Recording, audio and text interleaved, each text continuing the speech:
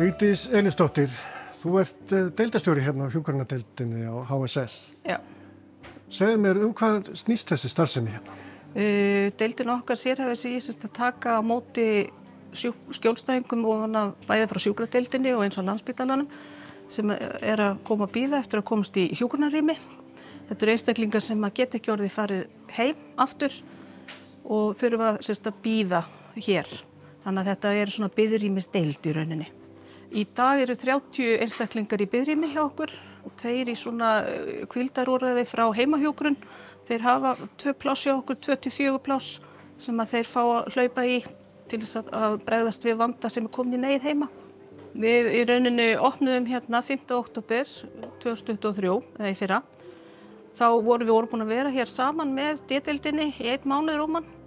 Svo fóru þær upp í alveg glænýtt húsnæði upp á 3. hæð og við sem vorum að tilhörna hjúkrunardeildinni, þessari deildi hér í dag, urðum eftir með 7 skjólstæðinga. Þannig byrjaði boltinn að rúlla. 10. nóvember í fyrra þá verða talsverðar breytingar á deildinni, ekki satt? Jú, þá fáum við ansi stóran bolta í fangið. Þá náttúrulega rýming við rýminguna í Grindavík. Þá koma skjólstæðingarnir úr Víðihlíð, þeir koma hér inn og þeir fara hér á deildina og upp á 3. hæð líka. Við bara settum í öll rúm sem við gátum. Það komu 20 einstaklingar. Og mitt í öllu þessu sem við vorum að bæta hér við skjólstæðingum, það voru mikla framkvæmdir í gangi á deildinni. Þannig að hér var ís og þys. Alla í október, nóvember og desember. Þannig að jólafríið var svona, það var svolítið þegar allt í einu var allir farnir. Verkamenn farnir, þá var svona logn allt í einu. Það var bara 1 nóttu eiginlega. Og í janúar þá náttúrulega var ennþá þessi fráflæðisvandi sem að við erum að hjálpast að taka við, bæði frá sjúkradeildinni og Landspítalanum. Þá var komin svona upp að stað á Landspítalanum þannig að við vorum beðin að stækka við okkur. Þá var bættu 10 rýmum, þannig að við vorum allt í einu komið 33 rúm í byrjun janúar og við vorum bara svona, boltinn óx mjög hratt. Þannig að við höfðum eiginlega alla undan átt okkur á í hvaða stöðu við vorum, við bara, fólk fór í rúm og við reyndum að vinna að gera það besta sem við gátum. Og hvernig hefur gengið þá manna þessa stöður sem að hefur fylgt með þessari stækkun? Það hefur ekkert alltaf verið auðvelt og þetta er búið að mæða heilmikið á starfsfólkinu því það hefur oft verið mjög undirmannað en það er búið að standa sig frábærlega og hafa bara haldið upp í heiðri deildarinnar gagnvart því að gera, ég myndi segja það. Það á allt hrós skilið, þetta starfsfólk sem hér er.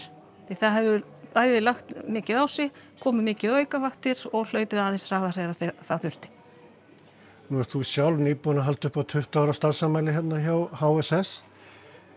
Er þetta tilfellið ílengi starfsfólk á heilbrigðisstofnuninni?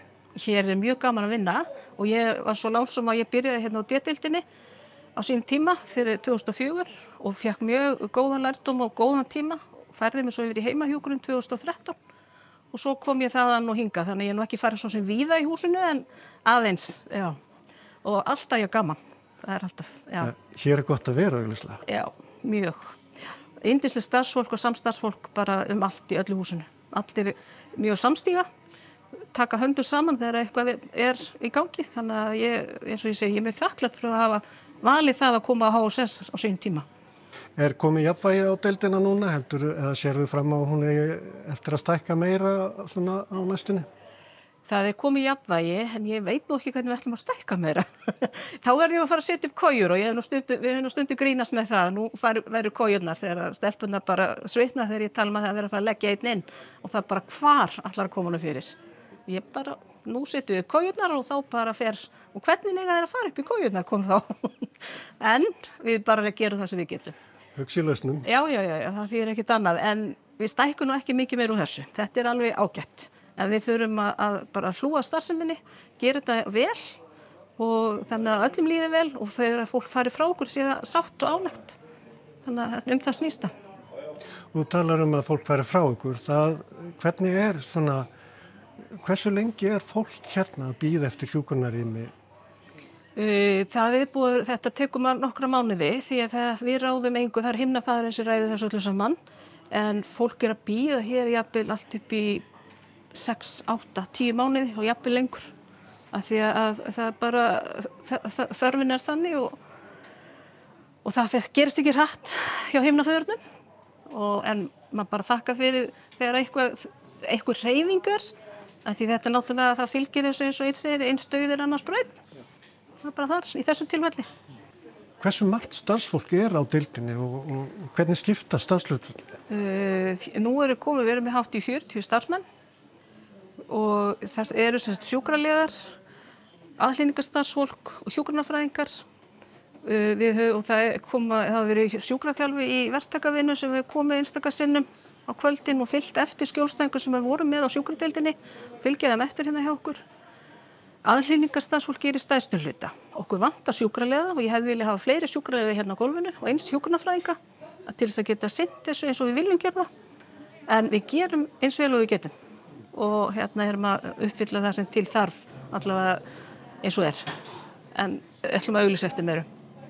Sjúkraliðum og fólki þá bara í almenna aðhlynningu? Já, og hjúkrunarfræðingum til að geta mannað allar helgar og alla daga bara. Þannig að það sé vel mannað og sé hægt að sinna þessu, eins og maður segir, frá atvinnu eins og við viljum að þetta sé vel gert, eða fari frá okkur.